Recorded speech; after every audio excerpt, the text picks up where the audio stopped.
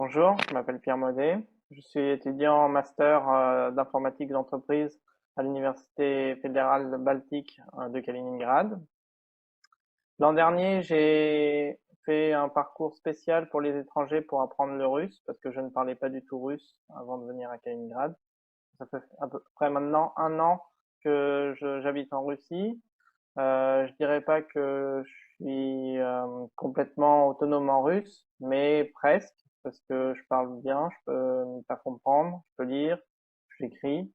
Donc je peux suivre les cours en russe désormais. Il y a forcément certaines parties que je ne comprends pas, mais ça se passe plutôt bien. Mon bachelor que j'ai eu à Poitiers en management international, et ensuite, j'ai travaillé 2 ans à Comebo dans une entreprise qui fait de la soudure. J'étais chargé de projet ERP. Et c'est pour ça que j'ai choisi ce master-là, parce que c'est une bonne continuation par rapport à non seulement au bachelor que j'ai, et aussi au parcours professionnel que j'ai. Donc voilà. Et auparavant, j'ai aussi voyagé, j'ai aussi habité 12 ans au Myanmar, en Asie. Donc ce qui explique aussi pourquoi j'aime bien voyager. Alors, pourquoi? Parce que j'étais venu en tant que touriste en 2018. J'ai bien aimé. J'ai trouvé que la langue était très intéressante. Il y avait aussi un côté historique, un côté culturel qui sont très intéressants et qui, par contre, sont entièrement accessibles que si on parle russe. Donc, j'avais envie d'apprendre le russe. J'avais aussi envie de changement. L'étranger, ça me manquait puisque, bah, comme j'ai dit, j'ai vécu 12 ans à l'étranger. Puis du coup, bah, après, j'étais rentré en France pendant 5 ans. Et puis, bah, j'avais envie de retourner un petit peu à l'étranger, puis voir autre chose. Et quand on est jeune, bah, on a forcément, c'est le moment de le faire, parce qu'après, bah, on n'a plus forcément l'envie ou la possibilité de le faire. Donc, c'était une bonne motivation. La première fois que j'étais allé en Russie, j'étais allé à Moscou, à Saint-Pétersbourg et à Kaliningrad. Moscou, c'est une très très grande ville. On s'y attend pas forcément, mais c'est très très très grand. Et c'est très impressionnant aussi, c'est très joli. Alors j'y suis allé en hiver et je sais que hiver, été, bah, ça diffère beaucoup parce que l'ambiance dans la ville est très différente et même les paysages sont différents. Voilà. Saint-Pétersbourg, c'est un peu plus petit, c'est aussi très très joli. Il y a beaucoup de choses à faire, à visiter. Moi, parmi les deux villes, je suis plutôt Moscou. Enfin, je préfère Moscou. Après, il y en a plein qui préfèrent Saint-Pétersbourg. Moi, j'aime bien aimer Moscou, donc voilà. Et j'aimerais bien aller à Sochi, au lac Baïkal. C'est une très très belle région. Il y a des très belles plages. Bon, pour moi, il fait un petit peu froid parce que, enfin, pour s'y baigner, je parle. Pour s'y baigner parce que, bah, forcément, au Myanmar, j'avais l'eau à 30 degrés, donc ici, c'est qu'à la moitié en été. Par contre, le climat au quotidien, en ville, est très agréable. Et il est pratiquement identique à celui de la France, je dirais. Peut-être un petit peu plus humide, mais voilà, les températures sont à peu près les mêmes. Alors la ville est assez intéressante puisqu'il y a un mélange de culture allemande, russe, un petit peu haine. Donc c'est un mélange euh, prusse, soviète et moderne. Donc il y a vraiment une ambiance qui est un petit peu particulière, mais qui est aussi très sympathique. Il y a beaucoup aussi de vestiges de Deuxième Guerre mondiale, puisque bah, forcément les Allemands sont passés par là, l'armée rouge aussi. C'était aussi un peu le centre est, disons, de la Deuxième Guerre mondiale, donc il y a des vestiges de ça. C'est une ancienne, c'est sur l'ancien territoire prusse, donc il y a aussi des vestiges des anciennes fortifications qui datent de cette époque-là. Par contre, en ce qui concerne, disons, l'administration, le fonctionnement de la ville, on voit bien qu'on est en Russie. Enfin, on comprend bien qu'on est en Russie. Et on est vraiment aux portes de l'Europe, puisque, comme je l'ai dit, à 20 minutes, on atteint deux pays en fonction de la direction vers laquelle on va, soit la Pologne, soit la Lituanie. On a aussi la Biélorussie qui est à côté, donc c'est vraiment tout proche. Et puis pour aller jusqu'à la mer, c'est aussi très rapide, puisqu'il y a plusieurs villes. Il y a Svetogorsk, il y a Zelenogradsk, il y a Yantarny. En 1 heure de bus, pour la ville qui est la plus lointaine, on y est. Donc voilà. Et puis le ticket de bus coûte à peu près un peu moins de 2 euros. Alors, il y en a qui se baignent même en hiver. Ah ouais, oui, bah oui. Mais alors moi je la trouve un peu froide, mais je m'y baigne l'été. Enfin même l'hiver dernier, je m'y suis baigné d'ailleurs. L'eau en été est à environ 15-16 degrés.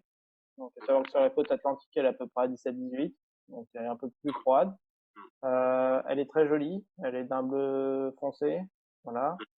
Avec les nuages, chaque fois qu'on y va, il y a un paysage différent parce que les nuages se reflètent vraiment et c'est vraiment la luminosité aussi qui est particulière. C'est très joli.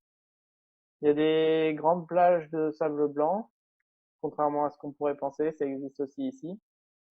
Et voilà, ils ont un problème ici, c'est l'érosion. Il y a beaucoup de plages qui sont mangées par la mer, mais il n'y a pas qu'ici, c'est un peu partout, je pense. Mais voilà, il y a vraiment des très beaux paysages et des très beaux coins. Bah, alors déjà, il y a l'administratif en France et l'administratif ici, puisque avant de partir, bah, il y a forcément l'administratif en France ici. Donc, je peux pas dire que c'est quelque chose qui soit facile, que ce soit ici ou là-bas. Mais les procédures avant de venir, elles sont compliquées et il faut presque s'y prendre 1 an à l'avance, j'ai envie de dire, si on veut être sûr d'y arriver à temps. Donc voilà, pas hésiter à prendre de l'avance sur ça parce que c'est vraiment quelque chose qui prend du temps. Une fois qu'on a compris le système, bah, c'est pas forcément compliqué, mais de toute façon, ça prend du temps, ça c'est sûr. Euh, une fois qu'on arrive ici, je dirais que les procédures elles sont déjà bien entamées et que une fois qu'on est sur place, forcément le plus compliqué au début c'est qu'on ne parle pas la langue, mais sinon les formalités sont simples une fois qu'on les a comprises. Pour avoir le visa étudiant, je parle, faut traduire ses diplômes, faut traduire son passeport, faut que ça soit certifié, faut on l'envoie à l'université, faut payer l'université pour qu'ils nous envoient l'invitation de visa. Alors, à mon arrivée, on m'a attribué un tuteur qui parlait français. Donc, déjà, j'étais étonné qu'on m'attribue un étudiant qui parle français. Je m'attendais à anglais, mais pas français. Après, le personnel de l'université auquel avec qui on a affaire, eux, ils parlent anglais. Donc, à votre arrivée, ce ne sera pas un problème. Et à savoir qu'il y a un bureau des étudiants internationaux qui gère toutes les arrivées, départs, aide des étudiants internationaux. Et il y a aussi un bureau pour tout ce qui est immigration et visa, parce que il y a aussi ça, ce côté-là. Sinon, bah, forcément, au début aussi, ce qui prend du temps, c'est qu'il faut ouvrir un compte en banque, acheter une carte SIM, etc., etc. Et ça prend un peu de temps, quoi, comme partout. Et quand on parle pas la langue, bah, ça prend plus de temps, le temps de tout comprendre. Mais voilà, une fois que c'est fait, bah, tout se passe bien. Déjà, je pense que j'ai atteint un certain niveau d'autonomie en russe, et de compréhension aussi. Je peux comprendre quand j'écoute la radio dans le taxi, par exemple, bah, je comprends à peu près ce qui se dit. En fonction du sujet, il y a bien évidemment des fois où je comprends pas, mais je comprends quand même beaucoup de choses. Donc ça, c'est le premier atout. Le deuxième atout, bah, forcément, c'est un aspect culturel aussi qu'on découvre. Donc, c'est-à-dire que lorsqu'on travaillera avec des personnes de cultures différentes, on est plus apte à les comprendre plus rapidement. Et puis, bah, c'est aussi une manière de voir les choses différentes. Bah alors, à Kaliningrad, il y a 2 ou 3 universités. Et c'est celle-ci qui avait le master que j'envisageais faire. C'est aussi celle qui est la plus importante de la région. Donc, je l'ai choisie pour ça. Et aussi, c'est celle pour laquelle j'ai trouvé le site internet le plus facilement et le plus complet. Donc, le site internet m'a beaucoup aidé dans la décision aussi.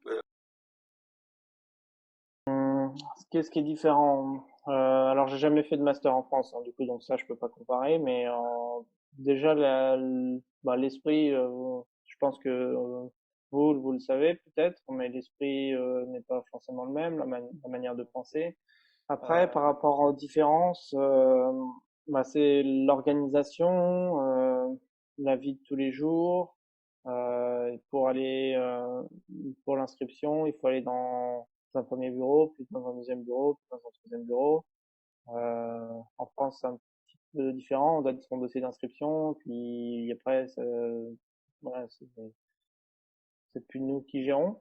Alors qu'ici, c'est vraiment nous qui gérons tout de A à Z. Et il faut gérer tous les aspects d'inscription.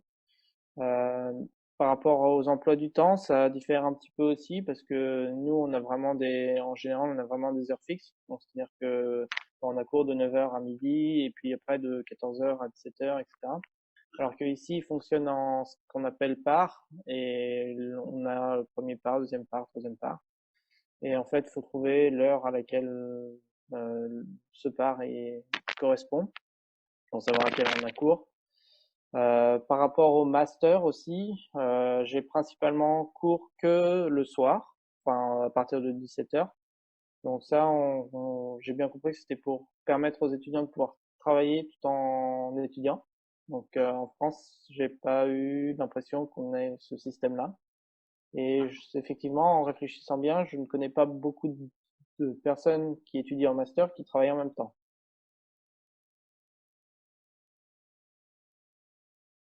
Non, c'est pas cher, puisque pour un ordre d'idée, hein, j'ai payé l'internat là où j'habite jusqu'en décembre et ça m'a coûté environ entre 60 et 70 euros.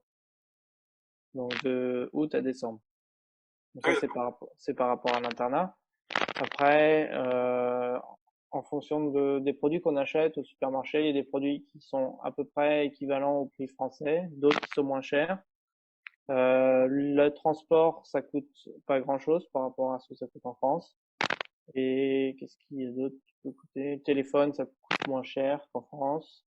Euh, le coût de la vie est moins cher ici qu'en France, ça c'est sûr.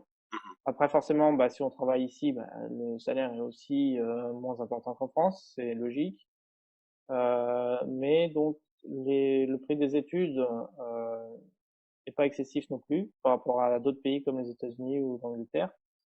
Et à savoir que si vous avez les bourses, comme c'est mon cas cette année, bah, ça vous coûte rien. Donc c'est-à-dire que vous payez pas les frais de scolarité. Donc voilà, les coûts de la vie sont vraiment raisonnables et accessibles.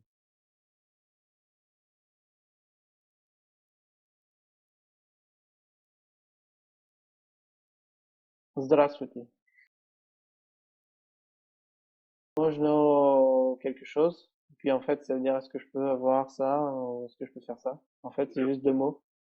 Par D'accord. exemple, euh, Mojno Iti, c'est est-ce que je peux y aller? Enfin, en fait, Mojno, ça va avec un peu tout. Bah, l'ambiance de vie, puis il y a vraiment une ambiance, enfin, une ambiance de groupe, disons.